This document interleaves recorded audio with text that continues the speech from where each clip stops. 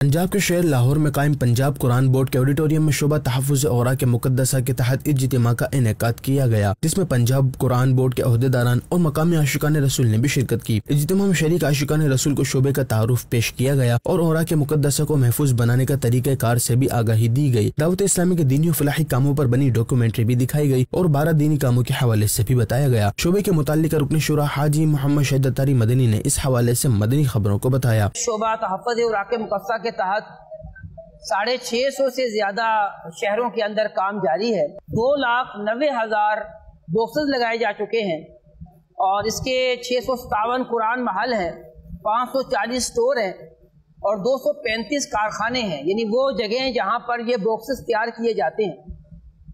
मुख्तलिफ मकामात पर ये बॉक्सेस लगाए जाते हैं, इनसे मुक़द्दस औराक़ जमा किए जाते हैं, बारदानों में डाले जाते हैं, कारखाने में रखे जाते हैं और फिर इनको कुओं के अंदर, समुंदर के अंदर महफूज किया जाता है।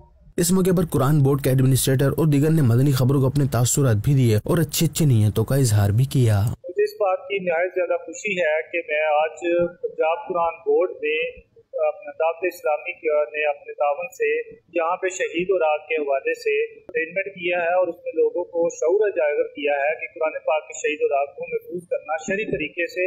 शोबा तहफ़्फ़ुज़ औराक़ मुक़द्दसा पंजाब में अल्हम्दुलिल्लाह 1.5 लाख से ज़ायद औराक़ मुक़द्दसा की हिफाजत के लिए, शहीद कुरान पाक की हिफाजत के लिए बॉक्सेस लगा चुके हैं और तकरीबन 300 के करीब जो है ये कुरान महल भी हैं।